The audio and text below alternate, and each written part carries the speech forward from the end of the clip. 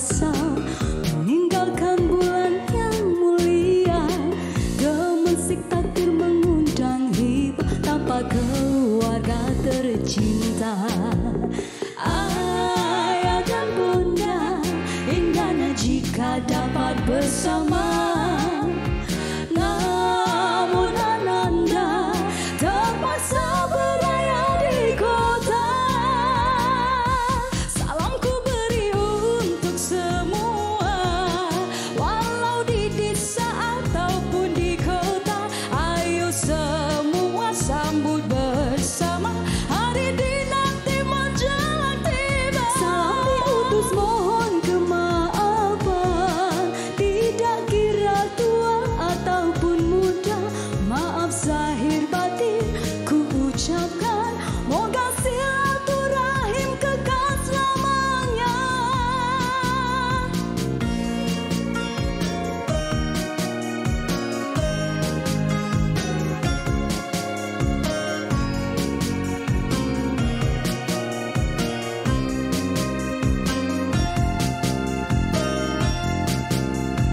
Ayah dan bunda, indahnya jika dapat bersama. Namun ananda terpaksa beraya di kota. Salamku beri untuk semua, di desa walaupun di kota. Ayo semua sambut bersama, hari dinanti menjelang tiba. Salam diutus mohon kemaafan, tidak kira tua ataupun muda. Maaf zahir batin ku ucapkan, moga silaturahim kekal selamanya. Selamat hari lebaran, salam hari lebaran. Oh, Assalamualaikum. Selamat pagi. Pagi-pagi kita rahsiakan anda dengan nyanyian dua beradik ini, Syaz dan juga Syai. Itu dia lagu raya ya. Bersemangat. Jadi kembali kita mendengarkan untuk hari ini MHI membuka bicara ialah Syazrin Syarum. Saya? Dan juga Syaidatul Syarum. Ya saya. Cuba teka yang mana kakak? Cuba teka. Cuba teka. Soalan paling susah. Oh, okey. Cuba teka cameraman. Mana satu? Kakak. Jangan tengok lama sangat. Lama sangat. Okey, kakak baju hijau, adik yang baju yang tudung coklat tu. Lama Berapa sangat. usia? 6 tahun. Oh, 6 Jarak tahun. Tapi nampak sebaya. Sebab ketinggian tu sama. Okey. Okey. Baik, Salam. macam mana boleh bermula bergabung suara ni? Mungkin dari kecil ke dah ikut ayah buat semahan ke macam mana? Okay, kakak lah bagi tahu. Okey, daripada kecil kami memang aktiflah menyanyi dan ada masuk beberapa pertandingan dan dalam greenhouse kami bergandinglah untuk lagu raya ni. Oh, okey. Tapi salam hari lebaran ni mula-mula memang kalau dengar suara kalian gabungan ni macam klasik. Dia ada klasik sikit, dia macam lemak-lemak sikit. Jadi bagaimana mungkin bila tahu suara kalian ada kelebihan masing-masing dan komposer kata, oh sesuailah digandingkan. Ya betul. Ini adalah idea daripada producer Greenhouse iaitu Faiz Fahan, juga komposer lagu ni lah. Bila dia tengok kita memang biasa menyanyi sama-sama, dia pun cuba untuk okey tak kalau nak nyanyi raya macam ni tema. Kita pun sukalah sebab dah 2 tahun dah tak beraya kan. Jadi Beradik yang kita meriahkan lagi. betul, meriahkan lagi sama-sama. Okey. Okey. Dan kita tahu juga bagaimana sebab kita tahu 2 tahun kan dah kita hilang sementara tu kan nikmat untuk kita berhari raya. Kali ini kalian muncul pula dengan gabungan lagu seperti ini. Apa yang akan diharapkan dan respon orang ramai, Syaz? Okey, apa yang saya harapkan dari orang ramai, lagu ni sebenarnya lagu yang sesuai untuk semua pelbagai peringkat umur lah pada saya. Jadi dengan isi lagunya yang orang kata bila kita dengar tu tak sabar nak balik kampung lepas dah 2 tahun tak balik kan. So dari situlah saya harap semua orang dapat orang kata streaming lagu ni. Kalau orang kata tak bukan time raya pun, kalau tak raya pun tetap mainkan juga. Raya di mana? Biasa di Negeri Sembilan. Negeri Sembilan. Di Juasih. Pandai yang memasak tak? Buat apa? Biasa ada buat kuih dan banyaknya belilah. Banyak beli. Aku tunjuk. Kalau yang betul sentuhan peribadi apa? Sentuh- Masak lemak ke apa ke semua. Satu kita pagi raya. Ke rendang, betul, rendang Negeri Sembilan. Negeri Sembilan Masak je. lemak cili api. pagi raya pun? Ada jugalah sebab biasanya ada ikan keli kadang macam tu kan. Kita ya? Negeri Sembilan. Kita Favourite biasa lontong favourite. lah. Itu wajib dalam family kan. Betul. Ingat kan Negeri Sembilan dia macam lemang dan rendang Negeri Sembilan cili api tu kan. Cili api tu kan. Ada juga. Mungkin rasa dia lah yang berbeza dengan Betul. Okey, kita nak berkenalan juga macam Syaz. Kita tahu memang Syaz dah terbabit secara artis lah, sebagai artis. Tapi kakak ni tiba-tiba ni. Kakak ni sebenarnya artis juga ke sebelum ni? Ke bagaimana? Okey, saya sebenarnya adalah seorang guru di SK Air Baruk, Melaka. Jadi saya terlibat dengan nyanyian ni sejak kecil juga. Tapi saya nyanyian ni adalah waktu untuk saya isi saya punya minat dan masa lapang saya. Ke lagu moden. Saya biasa kedua-duanya boleh. Cikgu ni bukan cikgu muzik kan? Bukan, saya cikgu matematik dan bahasa Inggeris. Jadi kalau macam ada sambutan di tempat mengajar, 5 orang tahu lah cikgu ni akan dipanggil untuk buat persembahan. Ya, betul. Di Melaka biasanya. Jadi cikgu pun kategori yang pantang dapat mic tu macam mana? Yalah, sebab kita dah suka menyanyi kan, dia jarang simpan sebab takut hilang skill kan. Biasalah nyanyian ni kita mesti sentiasa praktikkan untuk kita asah suara kita kan. Untuk yang Hari Raya ni mungkin ada jemputan ke persembahan Syaz? Alhamdulillah memang beberapa jemputan yang akan datang lah untuk 2-3 hari lepas ni. Untuk bulan raya nanti pun ada juga. Alhamdulillah lah memang dapat sambutan untuk salam hari lebaran ni. Okey. Alhamdulillah. Kita nak bagi peluang kepada kalian berdua untuk ucapkan kepada peminat ucapan Hari Raya.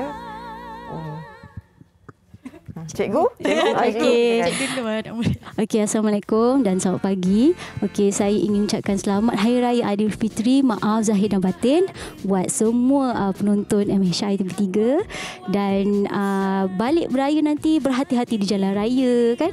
Jaga kesihatan dan yang penting raya dengan hati yang gembira lah tahun ni, insya-Allah. Ini pesan untuk murid ke apa dia?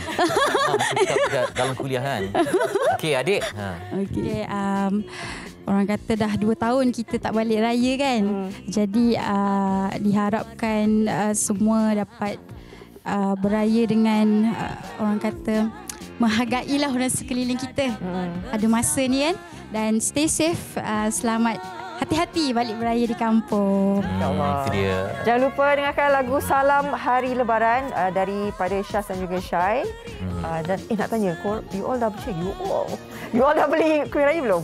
Ya, sudah dah beli dah. Dah beli dah? Paling suka apa, bersedia. Cukup dah. Kemaran. Saya Cukup tu belum? cornflakes biasa saya suka. Cornflakes madu. Oh, okey, itu dia. Favorite. Spray tak suka? Spray. Suka juga. Suka juga. Itu paling suka. Baik, wartawan kita iaitu Mimi ada buat tinjauan tentang lambakan kuih raya. Macam mana situasinya, sama ada terjual ke ataupun orang memilih ke ataupun tak, juga apa trend orang beli yang kuih lama ke kuih baru ke macam mana? Kita saksikan dulu laporan telah disediakan tinjauan lambakan kuih raya. Bersama menikmati hari raya. Lirik lagu Selamat Hari Raya dendangan bidu wanita negara Puan Sri Saloma sentiasa menjadi halwa telinga, apatah lagi ketika Aidilfitri hampir tiba. Ada bermacam-macam juadah yang disajikan ketika Syawal seperti lemang, rendang, ketupat dan tidak ketinggalan juga biskut raya. Bak kata orang dahulu kala, tidak berseri meja sekiranya tidak terhidang dengan pilihan kuih raya. Selain menyediakan kelengkapan diri dan rumah, orang ramai juga sudah mula membuat sendiri kuih raya, malah ada juga yang hanya beli sahaja. Beberapa gerai bazar Aidilfitri di Jalan Tuanku Abdul Rahman dan Shah Alam ini misalnya mendapati peniaga kuih raya semakin rancak bersaing sesama sendiri. Mereka sentiasa memastikan stok kuih raya di gerai tidak putus bekalan dan mempunyai banyak pilihan sama ada kuih raya tradisional maupun biskut raya moden. Tahun sebelum ini, mungkin persiapan menyambut Aidilfitri tidak semeriah tahun ini. Pelbagai jenis kuih raya yang dijual di mana-mana sahaja. Hasil pemerhatian saya, Walaupun terdapat lambakan kuih raya, tetapi sebenarnya ini adalah antara salah satu strategi pemasaran buat peniaga-peniaga kuih raya bagi menarik pelanggan datang ke gerai mereka dengan menyediakan pelbagai jenis kuih raya. Melalui tinjauan ini, terdapat juga kuih raya yang dijual agak mahal daripada harga sebelumnya. Ini kerana berlaku kenaikan harga barang mentah seperti telur ayam. Namun, ada juga dalam kalangan peniaga yang menawarkan harga berpatutan. Bagi peniaga biskut tradisional dan moden, Muhammad Faris Abadi, 28 tahun, dia tidak menyangka gerai jualannya di Shah Alam mendapat sambutan yang menggalakkan daripada orang ramai. Okey, total stok semua yang ada 14,000, tapi yang telah habis dijual dan balance hanya tinggal 3,000 saja. Saya ambil yang tengah-tengah lah. Yang tengah-tengah boleh dapat satu hari dalam 15,000. Kalau hari biasa buka pukul 10 sampai pukul 12 malam atau pukul 1. Kalau weekend pukul 10.30 sampai pukul 2. Biasa kalau hari biasa malam lebih ramai daripada siang lah. Tapi kalau weekend daripada tengah hari sampai ke malam ramai. Tak putus-putus. Saya dapati juga kuih-kuih di sini mempunyai tarikh luput yang panjang dan tak nenas. Ini adalah antara kuih yang paling laris yang menjadi permintaan ramai. Abang, ni berapa satu? RM25. Berbeza bagi peniaga gerai di Jalan Tuanku Abdul Rahman, Muhammad Mustaqim Syaharuddin, 27 tahun. Dia yang sedang menjalankan perusahaan biskut raya hampir 3 tahun ini turut menzahirkan rasa syukur apabila perniagaannya kembali pulih dan kini sibuk memenuhi permintaan daripada para pelanggan lama dan baru. Alhamdulillah tahun ni sangat memberansangkan daripada tahun lepas, terutama bila faktor yang pagar tu dah tak ada, jadi memudahkan untuk orang masuk dan keluar kan. Kalau kutipan gerai ini sendiri, satu hari iaitu masa hari pertama yang berniaga tu dah menyamai dengan 9 hari tahun lepas. Itu dia punya jurang lah. Sebab 9 hari tahun lepas kita jual sale 3,400 untuk 9 hari punya collection. Tapi hari itu hari pertama dah mencecah 4,000. Selain menjadi tarikan rakyat Malaysia, kuih raya buatan Malaysia juga menjadi kegemaran pelancong dari luar negara seperti Brunei Darussalam. Saya datang dari negara Brunei Darussalam. Sekarang ni baru saja ya petang ni kami turun dan saya dapat tu kuih batang buruk dan juga sedikit kacang-kacang yang akan dibawa nanti insya-Allah. Harga berpatutan lah yang dapat dengan di negara kita sana. Kali ni memang meriah lah. Saya memang sebab nak balik kampung kan. Dah lama 2 tahun dah tak balik kampung. Jadi saya beli semua baju semua siap semua dah lah. Tudung ke kuih raya semua dah beli dah. Dengan keadaan ekonomi semasa, pendekatan yang baik adalah bersederhana dalam berbelanja. Meskipun cukup teruja untuk meraihkan Aidilfitri, namun perlu berpada-pada di dalam setiap pembelian agar tidak menjurus kepada pembaziran. Tepuk dada, tanya selera. Itu dia. Kalau di Kuala Lumpur ni, nak masuk Kuala Lumpur ni kena banyak berzikir dulu. Berzikir. Dia punya jam tu, subhanallah, Allahu Akbar. Kena yang kuat mental saja boleh masuk ke kawasan tu. Kuat mental kalau nak masuk siang hari. Kuat kaki. Dan juga kuat kena ada strategi juga kalau nak datang malam. Semalam saya berkesempatan menyelit ke lorong Jalan Tar tu. Sampai sana dalam pukul 11.30. 11.30 tu dah dapat pergi tepi jalan tapi kena jalan sikit. Malam? Malam. Sanggup Mula macam cuba je. Kalau boleh-bolehlah kalau tak boleh. Tapi tengok alhamdulillah ada parking tepi jalan tu, kena jalan sikit tengok memang ramai. Esok Jumaat kan? Bayangkan kalau Jumaat, hujan orang balik kampung. Saya minggu lepas Jumaat, biasanya 10 minit dah sampai pejabat. Hari tu 2 jam. Awak kalau bercerita macam Misteri Nusantara, awak tahu tak dia punya. Untuk menggambarkan mungkin azab kecil yang saya tanggung. Dia bayangkan kalau ada orang tu macam ada anak kecil ke. Betul. Macam-macam lah akan berlaku. Kena sabar, kena buat perancangan. Dan kena, kalau mesti kata rancang ni dah boleh baca ni, nanti mesti tersangkut kan nak buka puasa. Kena, betul. Kena ada bekalan siap-siap. Sediakan siap-siap. Baik.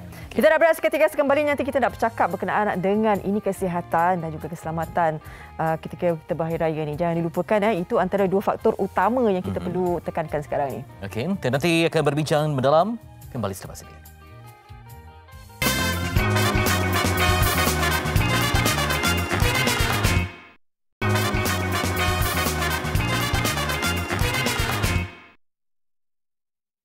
Tiada lagi budaya kunjung-mengunjung dan aktiviti menziarah apabila memasuki Hari Raya kedua pada Aidilfitri kali ini.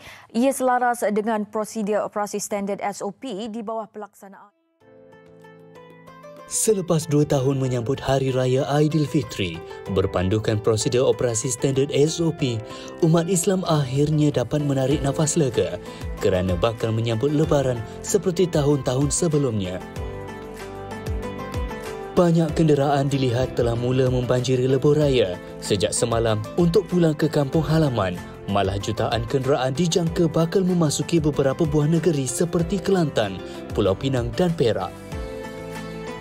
Pengguna jalan raya dinasihatkan agar sentiasa memandu di dalam keadaan tenang dan mengambil berat aspek keselamatan bukan sahaja kepada diri sendiri, malah kenderaan yang digunakan.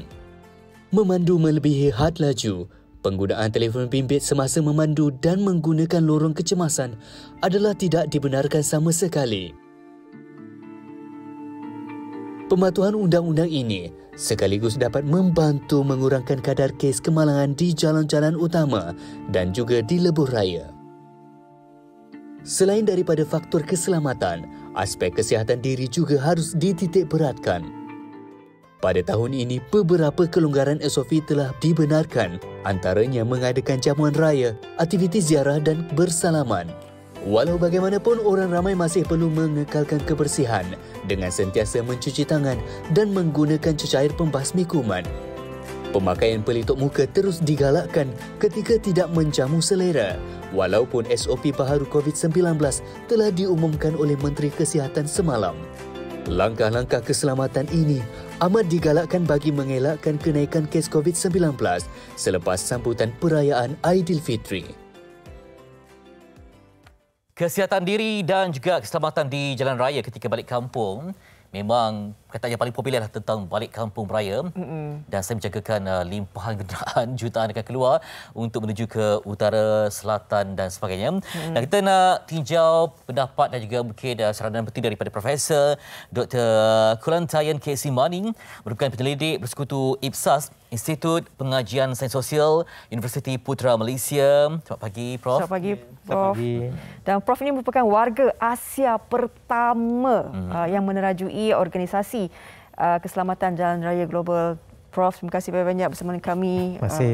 Dan juga kita ada seorang lagi tetamu, tetapi secara maya kita kenalkan terlebih dahulu, iaitu Dr. Muhammad Ihsani Mahmud, merupakan pakar perubatan kesihatan awam, bahagian kawalan penyakit KKM. Assalamualaikum, Doktor. Waalaikumsalam warahmatullahi wabarakatuh. Okey. Itu dia. Jadi keselamatan ini luas maknanya daripada jalan raya sampailah kepada kesihatan. Nanti kita akan kongsikan bahagian demi bahagian. Baik, Prof, kita melihat ada beberapa elemen penting. Jadi bila berada jalan raya ni, apa hal yang paling utama sekali harus diberikan penekanan oleh pengguna yang akan pulang ke kampung? Ya, kalau kita lihat dari segi statistik kemalangan jalan raya tahun lepas, setiap 86 saat satu kemalangan jalan raya dilaporkan di Malaysia dan setiap 2 jam kita kehilangan 1 nyawa. Okey. So kalau kita balik kepada topik kita pada pagi ini ialah trip untuk balik kampung. Okey. So kita jangka bilangan trafik akan beberapa kali ganda lebih tinggi. So untuk mengurangkan peluang untuk kemalangan ini berlaku, yang paling utama ialah kalau kita dapat kurangkan kelajuan kenderaan kita. Okay? Sebab bila kita dapat kurangkan kelajuan kenderaan kita, kita dapat kawal kenderaan dengan lebih baik dan dapat elak kemalangan. Itu satu. Yang kedua ialah apabila kita dapat kurangkan kelajuan, contohnya ialah katakanlah berlaku satu kecemasan di depan saya. Okay? Saya bawa pada kelajuan 50 km per jam. Dan bila saya nampak kecemasan, saya tekan brek, saya hanya memerlukan lebih kurang 27 meter saja untuk memberhentikan kenderaan. Tetapi jika saya bawa laju 80 km per jam, saya tekan brek, saya memerlukan 58 meter baru kereta tersebut dapat diberhentikan. So dalam julat tersebut, jika ada kenderaan lain, maka saya tak dapat nak elakkan kemalangan. Itu satu cabaran. Yang kedua ialah saya cuba nak bawa kat sini ialah dari segi impak kalau kita bawa dari segi kelajuan yang tinggi. Contohnya, kalau berlaku kemalangan pada 90 km per jam, ia boleh diibaratkan lebih kurang sama dengan jatuh daripada tingkat 10. So, cuba bayangkan apakah kebaran kalian untuk kita survive kalau jatuh daripada tingkat 10. Itulah impak dia kalau berlaku kemalangan pada 90 km per jam. So, sebab tu kita minta kurangkan kelajuan, kita dapat dua pulangan. Satu, dapat elak kemalangan. Satu, kedua is andai kata kemalangan berlaku juga, kita dapat kurangkan impak daripada kemalangan tersebut.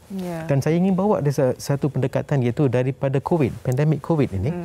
Mana pandemik COVID minta kita adakan satu penjarakan sosial di antara satu orang dengan orang lain untuk keselamatan mereka. Betul. Konsep yang sama kita bawa atas jalan raya untuk pandemik trafik, di mana ada penjarakan di antara kenderaan kita dengan kenderaan di depan kita supaya dapat kita elakkan kemalangan tersebut. Saya suka metafora tu. Tapi tu doktor, faktor individu tu sangat penting ya. Betul. Sebab bila pegang steering dia ramai yang berubah karakter. Keterujaan tu nak balik kampung lagi kan. Dah teringat wajah keluarga dan sebagainya. Okey. Sementara tu Prof, kita nak tanya dulu ini kepada Dr. Muhammad Ihsani Mahmud. Tadi Prof dah bagi sedikit bayangan bagaimana COVID-19 itu perlukan penjarakan fizikal 1 meter kan. Doktor, kali ini kita ini pastinya memberikan beberapa respon juga. Ada yang kata takut alamak nak raya ni kan kali ini ramai dengan ada boleh buat open house dan sebagainya. Jadi bagaimana SOP yang telah dilaksanakan akan dilaksanakan untuk sempena hari raya ni? Mungkin doktor boleh terangkan lebih jelas kepada kita semua. Okey. Sebenarnya saya rasa lebih ramai excited untuk sambut Hari Raya pada kali ini sebab kita dah 2 tahun tak dapat nak menyambut secara betul-betul lah. Masing-masing sebelum ni banyak terhad di rumah. So kalau ikutkan seperti yang diumumkan semalam untuk Hari Raya memang kita dah umumkan dari segi pelaksanaan dia. Semua boleh buat sekarang. Okey. Boleh buat takbir raya, boleh buat takbir raya dari rumah ke rumah, boleh sembahyang raya secara penuh dan di masjid. Cuma yang masih lagi diberi penekanan adalah dari segi pemakaian pelitup muka. Jika berada dalam satu bangunan, pakai pelitup muka. Tapi kalau kat luar, digalakkan pakai. Tapi bila kata digalakkan tu, mesti ada kelebihannya lah. Maksudnya bagus pakai. Kalau kata nak kunjung-mengunjung, boleh. Tapi bila berada dalam satu rumah, memang kalau boleh, dia still patuh kepada arah bangunan lah. Pakai.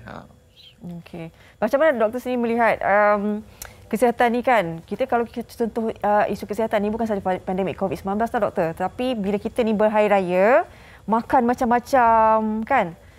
Itu pun boleh mendatangkan mengundang benda lain juga. Jadi doktor syorkan supaya orang yang balik kampung ni ada kit kesihatan tersendirilah. Dah lengkap mana yang tiang nak pening, cerit-birit, muntah semua bermaksud bersedia dengan pelbagai persiapan lah ketika raya nanti doktor. Okey, sebab bila kesihatan semasa sambutan hari raya itu memang penting untuk kita jaga. Terutama sekali bila kita terlampau banyak sangat pilihan makanan untuk dimakan. So sepatutnya kita kena lebih peka dan alertlah makanan mana yang sesuai. Kalau memang akan banyak kuih muih ataupun dessert-dessert yang agak manis, tapi kita kawal dari segi pengambilan kuantiti. Yang mana berlemak kita juga kena kawal pengambilan kuantiti tersebut. Dan pastikan makanan-makanan yang dihidangkan tu nanti memang berada dalam keadaan yang baik. Kita tengok ada segi bau dan rasa dan perubahan warna. Sebab kadang-kadang yang kita khawatiri, kita takut makanan tu dah lama disediakan tapi terdedah lama. Mungkin ada dihinggap oleh certain organisma atau bakteria lah. Itu boleh menyebabkan jangkitan pula yang lain. Itu seperti keracunan makanan. So maksudnya kita yang nak makan ni kita kena pekalah dari segi aspek tersebut dan memang perlu beri penekanan kepada kesihatan diri lah. Walaupun sedang seronok menyambut hari raya nanti. Itu dia. Sebab nanti yang ni rumah terbuka. Rumah terbuka tadi takut nanti yang ada kencing manis ke, darah tinggi ke, bimbang. Baik, kembali pada Profesor. tadi kita dah tinjau tentang faktor kelajuan. Betul. Juga penting tentang faktor jalan. Mungkin ada yang yalah disebabkan lembakan kenderaan ni, ada yang berlubang, ada yang mungkin setengah tempat memang cantik ya. Ada macam letakkan batu-batu di situ. Kalau macam terlajak terpapas ke, ada ruang untuk kenderaan itu tidak melakukan kemalangan. Jadi macam mana persiapan dari segi aspek fizikal sekeliling jalan raya? So kalau kita lihat dari segi jenis jalan, kita ada 4 jenis jalan yang utama, iaitu lebuh raya, jalan persekutuan, jalan negeri dan jalan bandaran. Dalam 4 jenis kategori jalan ini, jalan yang kurang berisiko ialah lebuh raya. Dan yang lebih berisiko pada kebiasaannya ialah jalan bandaran dan jalan negeri. Kenapa? Sebab dia adalah mudah. Dalam mana-mana jenis pelanggaran, kita ada 3 jenis pelanggaran. Pelanggaran depan ataupun pelanggaran sisi dan pelanggaran belakang. Dan yang paling berisiko ialah pelanggaran depan. So kita kena elak pelanggaran depan. Okay. So dalam lebuh raya, peluang untuk pelanggaran depan itu berlaku adalah kurang disebabkan ada pembahagi jalan. So di mana-mana laluan, jika ada pembahagi jalan, bermaksud kita dapat elak dari segi pelanggaran depan. Okay. So apabila kita menggunakan jalan bandaran ataupun jalan negeri, kita kena tengok kalau jalan tersebut tidak ada pembahagi jalan. Ini yang kita bimbang disebabkan kita akan dengan niat kita nak potong kereta depan, kita akan bergerak ke laluan yang bersebelahan, okey, laluan opposite lane, dan pada masa tersebutlah ada peluang untuk kita bertembung dengan kenderaan yang datang daripada arah yang bertentangan. So semua laluan tersebut mempunyai risiko yang tinggi. So semasa musim perayaan ini yang kita perlu jaga ialah apabila kita bergerak kepada jalan bandaran dan jalan negeri, lebih berwaspada. Itu satu.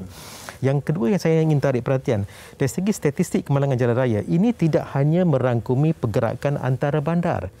Selepas kita dah bergerak antara bandar, contohnya daripada Kuala Lumpur ke Johor ke Kuala Lumpur ke Terengganu ke, selepas itu mungkin untuk 5 hari ke seminggu kita berada dalam bandar itu sendiri. Dan setiap pergerakan dalam bandar tersebut juga mempunyai risikonya juga. Dia juga boleh menyumbang kepada angka kemalangan dan kematian. So tumpuan harus diberikan kepada kedua-dua trip. Trip perjalanan antara bandar dan juga trip perjalanan dalam bandar. Baik. Dan mungkin ada satu perkara yang kita rasa sentiasa dimainkan tentang keselamatan jalan raya ini, penggunaan tali pinggang keledar. Itu kadang-kadang kita pun macam alah tak apa, sekat dia tu kat situ je. Tapi kita tak tahu kan malang tu tidak berbau. Dia mungkin Prof boleh kongsikan juga. Seperti yang saya cerita tadi, kalau kita kurangkan kelajuan untuk elak kemalangan, tapi jika anda kata berlaku juga kemalangan, kita perlukan satu produk untuk pastikan kita dapat elak dari segi kecederaan. Dan satu-satunya produk yang cukup baik yang ada dalam kereta yang kita sudah pun bayar semasa beli kereta pun ialah tali pinggang keledar. Okay? Apa akan jadi tak pakai tali pinggang keledar ialah jika dalam berlaku kemalangan, kereta bergerak, okey, badan kita pun bergerak. Tapi bila berlaku kemalangan, kereta dah berhenti, badan kita masih bergerak. Dan masa itulah kita akan pergi bertembung dengan sofa depan ke, dengan dashboard ke, steering ke, windscreen, ataupun kalau kelajuan tinggi mungkin terkeluar daripada kereta. Dan juga kita mungkin langgar dengan penumpang sebelah. So untuk pastikan benda ni semua tak berlaku, pakailah tali pinggang keledar. Dan ada kaedah pemakaian dia, iaitu tidak boleh ada ruang kosong di antara tali pinggang keledar dengan badan kita. Itu pertama. Yang kedua, dia perlu menyentuh pada bahu badan, dan yang paling penting ialah semua penumpang belakang pun ke depan harus pakai tali pinggang keledar.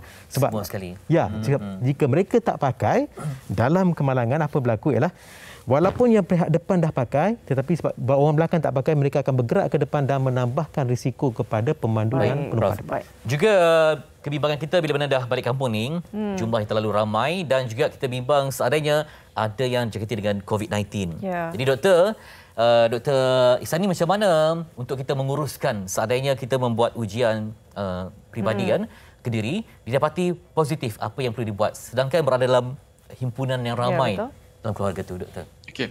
Alright. So sebelum kita nak melanjutkan kepada pelaksanaan ujian, pasti individu tersebut dah tahu dia ada gejala. Okay.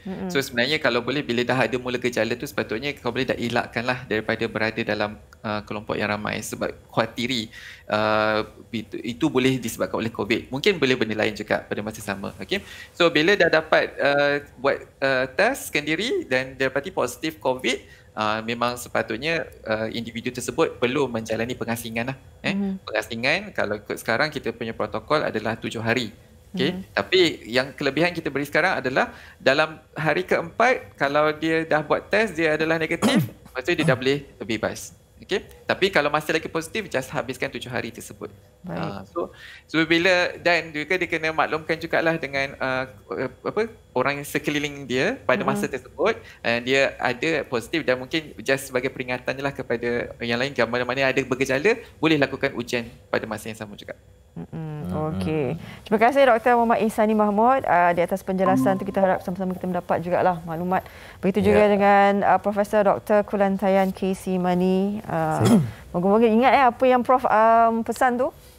Kelajuan, pemakaian tali pinggang keledar. Dan tadi kita tak sempat tersentuh untuk mungkin kasih untuk anak-anak itu juga penting. Dan sekarang kita nak bersama dengan penolong Pesuruhjaya Bomba, Ketua Cawangan Program Kesedaran Awam Bahagian Keselamatan Kebakaran JBPM Bomba dan Penyelamat, iaitu Tuan Nik Zulkifli Ibrahim dalam talian. Assalamualaikum. Waalaikumsalam warahmatullahi wabarakatuh. Okey, Tuan, untuk keselamatan harta benda ni, kan kita tahu sekarang kan mood nak beraya ni lain macam sikit, ada mercun, bunga api kan. Mungkin Tuan boleh kongsikan. 2 tahun tak beraya. Okey. Okey.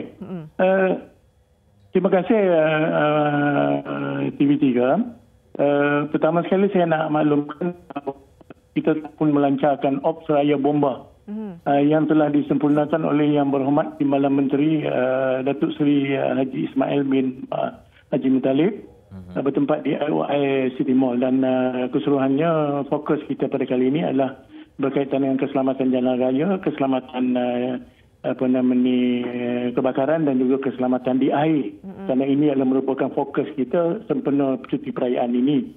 Dan juga dari segi kesiapsiagaan Jabatan Bomba dalam memberikan perkhidmatan secepat mungkin di keseluruhan lebuh-raya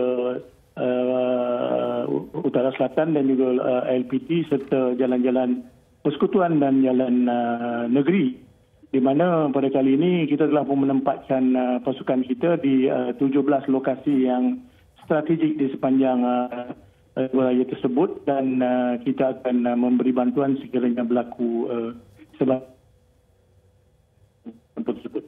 Jadi untuk musim perayaan kali ini saya suka mengingatkan orang ramai berhubung dengan keselamatan berkaitan dengan terutamanya penggunaan peralatan elektrik, aktiviti memasak dan juga riadah di tempat-tempat yang mempunyai risiko dari segi keselamatan di air. Jadi saya mohonlah kepada semua untuk mengambil usaha untuk mengelakkan daripada 3 perkara yang utama, iaitu lalai, leka dan lupa. Maksud saya sekiranya kita melakukan aktiviti masak, maka kita perlulah memastikan bahawa kita berada dalam keadaan yang sihat dan tidak mengantuk, serta jangan meninggalkan masakan kita itu untuk melakukan aktiviti lain sehingga kita masaknya dah selesai. Dan apabila kita nak meninggalkan kediaman, perlulah kita pastikan bahawa peralatan gas masak tersebut ditanggalkan daripada itu, dan juga semua peralatan elektrik perlulah dipastikan tidak digunakan dalam jangka masa yang terlalu lama sehingga boleh menyebabkan masa panjang, boleh menyebabkan overheating. Tuan tadi cakap leka, lalai semua ni, anak-anak kita main meracun ni, Tuan. Itu pun kalau boleh saya mengesyorkan supaya janganlah bermain mercun. Jadi sebagaimana yang kita telah dengar bahawa ni gudang mercun pun boleh terbakar di KL di semalam. Jadi saya haraplah supaya kita mengawasi anak-anak kita supaya tidak bermain mercun, dan maknanya biarlah hari raya kita ni lebih orang kata bermakna dengan tahap keselamatan yang tinggi yang kita praktikkan di kalangan masyarakat. Baik, terima kasih pada Tuan Nik Zulkifli Ibrahim, penolong Pesuruhjaya Bomba, Ketua Cawangan Program Kesedaran Awam Bahagian Keselamatan Kebakaran Jabatan Bomba dan Penyelamat Malaysia. Terima kasih banyak Tuan. Baik, kita nak berehat seketika. Sekembalinya nanti kita akan kongsikan bagaimana ini antara platform yang kita boleh sama-sama membantu untuk mengimarahkan lagi bulan Ramadan yang terakhir ni kan. Ya, dan esok Jumaat yang terakhir Ramadan, semoga makbul segala doa dan kita lipatkan dengan ibadah yang mulia. Selepas ini, DMSI.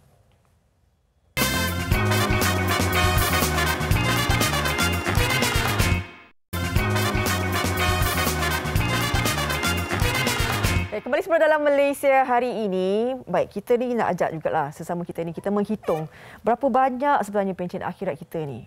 Kan usia makin lama makin meningkat. Jadi kita nak tahu pencen akhirat kita ni. Jadi kita nak terus bersama dengan tetamu kita, Ustaz Elyas Ismail. Assalamualaikum Ustaz. Assalamualaikum warahmatullahi wabarakatuh. Fariha, apa khabar? Baik, sihat Ustaz. Ustaz hari nampak segar dengan background tu hijau, pokok. Sebab tadi makan sahur banyak tadi. Baik Ustaz. Saya sebut pasal pencen akhirat ni. Tapi mungkinlah orang tahu apa pencen akhirat tu Ustaz. Ya, baik. Terima kasih sekali lagi. Assalamualaikum warahmatullahi wabarakatuh buat Fariha dan semua penonton-penonton Malaysia hari ini. Moga-moga kalian sihat, dan buat para puasawan semuanya, moga-moga amal kita diterima Allah. Dia adalah hidup ni, bila kita bekerja, masing-masing orang akan bercakap soal pencen. Maknanya bila dia dah kerja penat, kerja bertungkus lumus, nanti kelak bila dia dah bersara, dia mesti dia nak rehat tapi duit jalan. Maknanya walaupun dia dah rehat-rehat masa tu, dia dah bersantai-santai, tapi masih ada pulangan untuk dia. Namanya pencen. Tapi itu cerita dunia. Rupanya akhirat nanti pun kita di dunia kan amalan, puasanya, jihadnya, macam-macam lah kita buat di dunia ni. So akhirat kita nak rehat-rehat saja, nak santai-santai saja. Tapi dalam rehat-rehat di akhirat tu nanti akan ada pahala yang mengalir. Itu namanya pencen akhirat. Itulah dia. Dia ada cara tak Ustaz? Cara kita kumpul banyak-banyak pencen ni kan? Yang nak cerita ni, yang sedap ni dalam Ramadan kita ni, iaitu kita nak mengajak dan menyeru semua penonton-penonton di luar sana untuk kita mempersiapkan pencen akhirat kita menerusi sumbangan untuk tabung pembinaan Masjid Baitur Rahman Alam Sari Kajang. Yang mana seperti yang anda dapat lihat pada paparan skrin pada waktu ini, anda boleh saja menyumbang pada pada pusingan akhir di bulan Ramadan ni. Seperti kata Fariha tadi kan, kita nak tengok berapa banyak lagi pahala kita masih yang kita kumpul, yang kita nak tambahkan, yang kita nak banyakkan. So anda boleh saja hubungi nombor yang tertera, ataupun boleh transfer ke nombor akaun yang juga disediakan di situ, kerana jumlah keseluruhan untuk pembinaan masjid ni adalah berjumlah 25 juta ringgit ya Fariha, kosnya. Dan alhamdulillah setakat ni kita telah pun meraih kutipan sejumlah 13 juta lebih. Jadi maknanya kita masih memerlukan 11 juta lebih lagi untuk nak mencapai sasaran yang kita impikan, yang kita harapkan itu. Dan masjid ni pun sangat cantik, dan dia dilengkapi dengan pelbagai prasarana yang sangat selesa. Ada bilik kuliah, bilik tetamu, bilik mesyuarat, dewan pelbagai guna, kuartus imam dan bilal, dan ada ruang riadah, gimnasium pun ada. Maknanya memang kita nak, kalau bila jemaah tu rumah kedua dia masjid lah. Dia macam tu. Dia seronok, dia suka nak datang. Dah tengah duk gym tu, tiba orang azan. Semayang. Macam itulah. Jadi dari sudut reka bentuknya pun cantik, dan dari sudut kelengkapan yang bakal disediakan nanti, sangat-sangatlah mesra jemaah. Jadi untuk nak merealisasikan impian ini, marilah sama-sama kita menyumbang, dan moga kita ni sikit lagi ni kita berada pada pusingan akhir Ramadan ni sebab nak rebut pahala, gandaan pahala kan. Ulama sebut apa? Wa amaluhu mudha'afa. Setiap amalan kita ni dia akan dilipat kali gandakan dia punya jumlah pahalanya tu. Jadi insya-Allah jangan buang masa, meh kita sama-sama bina rumah di syurga dengan bina rumah Allah di muka bumi ini. Moga ia jadi pencen akhirat kita. Ustaz, mungkin ada jugalah, boleh terangkan juga kelebihannya kan apabila kita ni sama-sama membina rumah syurga ni pada bulan Ramadan ni. Kadang-kadang orang tahu, alamak ni nak bagi duit raya lagi, ni nak beli baju raya, ni kuih raya, ni mana cukup duit, macam mana? Masjid pula kan. Jadi satunya kita nak beritahu, orang Islam dengan masjid berpisah tiada. Daripada akad nikah sampailah meninggal dunia nanti, semua hidup kita dalam lingkungan masjid. Jadi kita jangan rasa masjid ke ataupun usaha-usaha untuk penambahbaikan ke pembinaan masjid ini adalah satu yang membebankan kita. Salah. Sebab masjid senantiasa di hati kita orang Islam.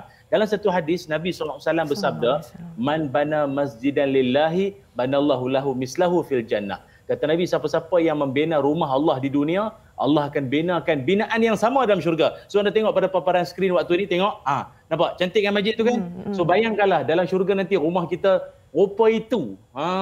Macam itu. Rumah kita dalam syurga cantiknya, kubahnya, malah lebih indah Allah boleh buat. Jadi mari sama-sama sekali lagi saya menyeru anda, nombor talian ada pada skrin, juga laman web dan semua yang tertera itu anda boleh ambil gambar ataupun tangkap layar untuk dijadikan sebagai nak dihebah-hebahkan dalam grup-grup WhatsApp Pak Long, Pak Teh, Pak Cak, Pak Ngah semua tu. Kita daripada kita duit tu membazir ke apa, mai kita menyumbang, insya-Allah jadi pencen akhirat kita. InsyaAllah. Ustaz, kalau kita nak menyumbang ni, dia ada macam had yang ditentukan ke, jumlah tertentu ke? Tak kisah, selagi dia mampu. Dia sebenarnya dia ikut kemampuan masing-masing. Dia ikut kemampuan masing-masing. Kalau orang tu dia penceramah, dia banyak cakap ke orang, dia kena bagi lagi banyak. Ni duk cerita ke orang dia. Contoh macam pengacara pun sama juga. Dia saya sekarang Ustaz. Okey. Dah gua. Jadi pada semua di luar sana, soal kuantiti jumlah itu bukan perkiraan. Yang penting keikhlasan. Keikhlasan hati kita. Kita nak lihat rumah Allah terbina. Satu lagi rumah Allah yang dah dibina di kawasan Alam Sari Kajang ini nanti, insya-Allah. So kita rebut peluang jadi orang yang bersegera, jangan lewat-lewat lagi kerana kita pun tak tahu hidup sampai bila, entah tak tahulah sempat raya ke tidak. Kita persiapan raya belum tentu sempat kita. Jadi masa yang ada ini, ayuh kita sumbangkan, moga ia jadi pencen akhirat kita. Terima kasih banyak-banyak Ustaz Ilyas Ismail. Tadi Ustaz sebut kita tak tahu lagi kita hidup ke tak kan. Saya minta maaf banyak-banyak kalau ada salah silap Ustaz. Gurau kita Ustaz. Okey. Kepada kalian boleh sama-sama kita menyumbang ke dana Masjid Baitur Rahman Alam Sari di Kajang. InsyaAllah kita sama-sama membina rumah syurga nanti. Baik, kita nak berehat seketika. Sekembalinya nanti Fatri Yahya akan berkongsikan berkenaan dengan keberkatan 10 Ramadan terakhir. Semuanya selepas ini di MHI.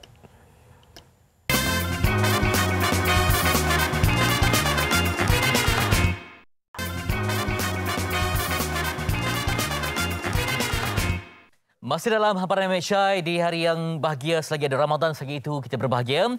Dan kita nak tambah lagi bahagia itu dengan ilmu yang manfaat bersama dengan Ustaz Syed Abdul Qadir Al-Jofri, seorang pendakwah yang kini berada di Makkah Al-Mukarramah. Assalamualaikum Ustaz.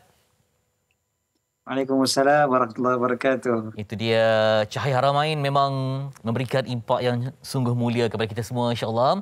Dan Ustaz, 10 malam yang terakhir, kalau di Mekah memang ramai umpama lautan manusia musim haji. Jadi kita ni yang berada di sekedap penjuru dunia, macam mana kita nak fahamkan keberkatan pada 10 malam yang terakhir ni? Silakan Ustaz.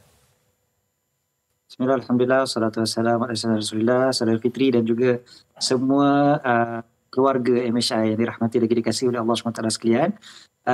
Bila kita berbicara tentang malam akhir Ramadan ini, dia bukan hanya terhenti pada Mekah dan Madinah saja, tapi seluruh dunia kita dapat manfaatnya sebenarnya. Betul, di Mekah dan di Madinah ini lautan manusia. Maknanya manusia daripada seluruh pelosok dunia ni semuanya datang ke sini untuk beribadah, menghidupkan malam-malam akhir Ramadan. Lagi-lagi malam 27, kami dah malam 27 ya malam tadi. Di Malaysia malam nanti, malam 27. Dan malam 27 tu dikira macam kemuncak betul-betul lah. Memang semuanya beribadat dengan sebanyak-banyaknya, rintihan, tangisan, minta keampunan daripada Allah SWT. Memang sangat-sangat hebat. Suasana tu tak boleh nak digambarkan. Kita kata undescribable. Kita tak boleh nak describe pun sebenarnya. Macam mana keadaan di Mekah dan Madinah. Tapi sebenarnya macam kita sebut tadi, rahmat Allah Ta'ala ni luas. Jadi dekat mana pun kita berada, kita mampu untuk memanfaatkan dan mendapatkan kebaikan. Lagi-lagi 10 akhir Ramadan, kita sebutkan dia sebagai petanda kepada ibadah kita pada Ramadan ini diterima ataupun tidak. Adakah kita dapat kesan ataupun tidak daripada Ramadan. Sebab al-amal bil khawatim, kata Nabi SAW, amalan-amalan itu dikira pada penghujung-penghujungnya. Jadi kalau penghujungnya bagus, penghujungnya elok, itu tandanya Ramadan kita mudah-mudahan diterima oleh Allah SWT sekalian. Baik Ustaz, kita isi Ramadan ini dengan Quran, kemudian dengan majlis ilmu, dengan zikir, dengan sedekah lagi. Yang antara yang penting juga adalah tentang infak yang berterusan sebagai menjadi mendorong jiwa untuk menjadi seorang yang murah hati, yang sedekah umpama Rasulullah, umpama angin yang bertiup, bermaksud sentiasa laju, tak kira di mana jua. Mungkin dapat Ustaz perincikan infak dan keberkahannya pada Ramadan. Ya, kata ulama salaf, infak pada bulan Ramadan lebih baik 1000 kali ganda daripada infak pada selain daripada bulan Ramadan. 1000 kali ganda. Tambah pula lagi akhir-akhir Ramadan ni kita tahu adanya malam Lailatul Qadar. Lailatul Qadar lebih baik daripada 1000 bulan pula. Bayangkan kalau 1000 kali 1000 ni bukan kalkulator kita, tapi kalau kita boleh bayangkan saja, berjuta-juta sedekah pula diganda-gandakan pula sampai 700 kali kan. Kali pula 1000, kali lagi 1000. Ya Allah, kita kata memang tak boleh kira lah senang ceritanya. Ahli matematik mana pun tak boleh kira. Jadi banyak-banyak infak yang kita nak infakkan, tentulah salah satu yang terbaik adalah kita infak pada masjid, institut tahfiz yang sangat rapat dengan kita lagi-lagi di bulan Ramadan ini. Dan banyak-banyak masjid dan tahfiz yang kita nak menderma, menyumbang. Salah satu daripada masjid yang memerlukan adalah Masjid Sungai Choh, iaitu Masjid Nurul Islamiah di Sungai Choh Rawang. Yang dibantu sekarang ni oleh Pertubuhan Mihrab. Gambar yang tertera di skrin TV kita. Ada masjid yang sudah uzur begitu. Walaupun masjid ini kawasannya sangat strategik, tapi Masya Allah sangat uzur. Jadi kita perlu bantu untuk bina semula Masjid Nurul Islamiah Sungai Choh Rawang ini bersama dengan Pertubuhan Mihrab. Dan Pertubuhan Mihrab ini dia bukan sahaja membantu masjid-masjid yang uzur, tetapi juga institusi-institusi tahfiz yang terpilih. Gambar yang tertera juga menunjukkan bagaimana Pertubuhan Mihrab telah pun menyampaikan sumbangan kita semua kepada masjid, tapi walaupun dah bagi banyak lagi yang kita perlukan, yang kita perlukan sebanyak 12 juta ringgit, yang kita baru kumpulkan lebih kurang 2 juta lebih, ataupun yalah baru 2 juta lah, atau tak sampai 3 juta lagi. Jadi kita memerlukan lebih kurang 9 juta ringgit lagi untuk membina semula Masjid Nurul Islamiah Sungai Choh Rawang ini. Dan dalam bulan Ramadan macam ni kita akhir-akhir Ramadan ni cuba kita fikirkan, aku dapat apa daripada Ramadan kali ni? Ramadan kali ni aku dapat apa? Salah satu daripada perkara yang penting untuk Ramadan adalah kita dapat empathy, rasa kesusahan yang lain. Bukan saja kesian. Kita tengok masjid tadi, alah kesiannya. Bila nampak ada tulis itu Pertubuhan Mihrab, tak apa, it's okay. Kalau macam tu, maknanya kita belum dapat kebaikan Ramadan yang sebenar. Kebaikan Ramadan yang sebenar adalah bila kita rasa sekali. Jadi kita terus, waktu ni juga kita buka terus infakmihrab.com, kita terus hubungi nombor yang tertera dan kita terus ambil nombor akaun yang ada dan terus kita salurkan seberapa yang kita boleh. Mudah-mudahan Allah Ta'ala terima amal ibadah kita pada penghujung. InsyaAllah. Ustaz, mungkin formula untuk Ramadan ini. Dan satu perkara. Untuk menangkis rasa bakhil dalam memberi ini. Sebab katanya dah dapat raya ni seronok nak berbelanja. Jadi keinginan untuk untuk infak itu macam mana? Untuk ada portion-portion yang untuk kita bantu mereka yang memerlukan. Termasuk tahfiz dan masjid ini, Ustaz. Ya, kita kalau boleh kan, kita ni ada apa yang dipanggil sebagai pengurusan kewangan kan. Kita nak belanja, betul. Bukan benda yang salah kan, kita nak belanja untuk hari raya, nak bagi duit raya, nak beli mungkin pakaian baru dan sebagainya. Tetapi biar ada sebahagian daripada harta kita tu memang kita dah letakkan. Okey, yang ini memang untuk infak. Lagi-lagi infak ni kita dapat pada bulan Ramadan ni boleh lipat-lipat kali ganda. Beli baju akan lusuh. Kan? Kita beli makanan akan basi. Tapi bila kita berinfak, infak itu akan selama-lamanya. Jadi dia adalah pelaburan yang paling berbaloi. Memang tak ada pelaburan lebih berbaloi daripada kita infak lebih-lebih lagi untuk masjid. Tadi saya sebutkan, saya cadangkan sangat-sangat, bila kita infak di hujung Ramadan ni, apa saja yang kita salurkan tu, sekarang kan pakai online je kan. Bila kita klik tu, kita niatkan saja, mudah-mudahan dengan berkat akhir Ramadan ini, infak aku ni menyebabkan anak cucu aku, doakan saya siap, mudah-mudahan anak cucu aku mencintai masjid, anak cucu aku mencintai Al-Quran, adanya guru-guru Al-Quran yang akan mengajar anak cucu aku. Kan selalu kita doa macam tu, sebab kita tak tahu Fitri, kita ada anak kita ni waktu depan mata kita masih hidup, kita boleh membimbing mereka. Tapi bila kita dah tak ada, kita sangat memerlukan masjid dan tahfiz yang subur, insya-Allah. Insya-Allah.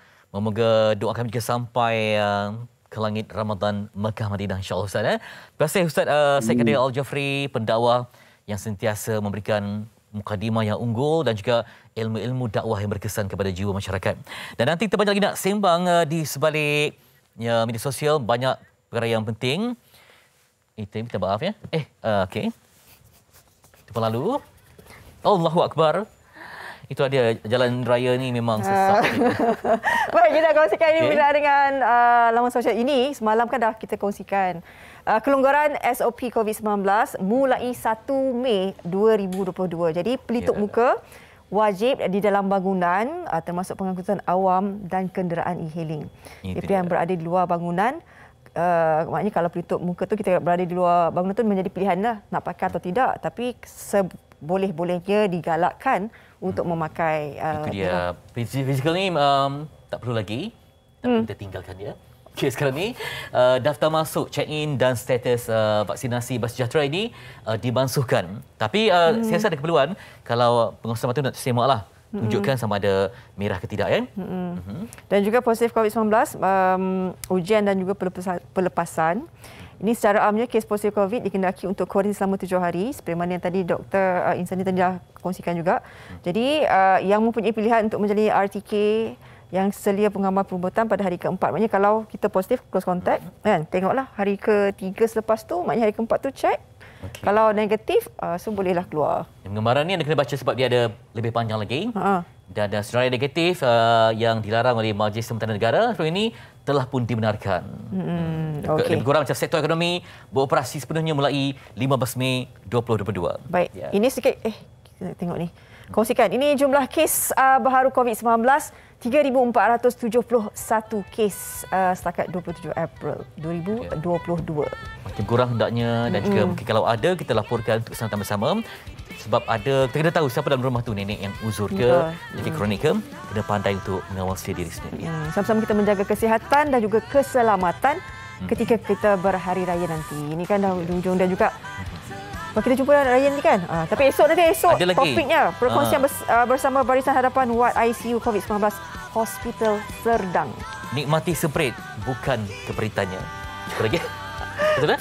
Kita nak berbahagia di Ramadan dan juga Syawal ini. Baik. Jaga diri, jangan makan sampai banyak-banyak. Mudahlah. Okey, bye. Assalamualaikum. Bermasa muka.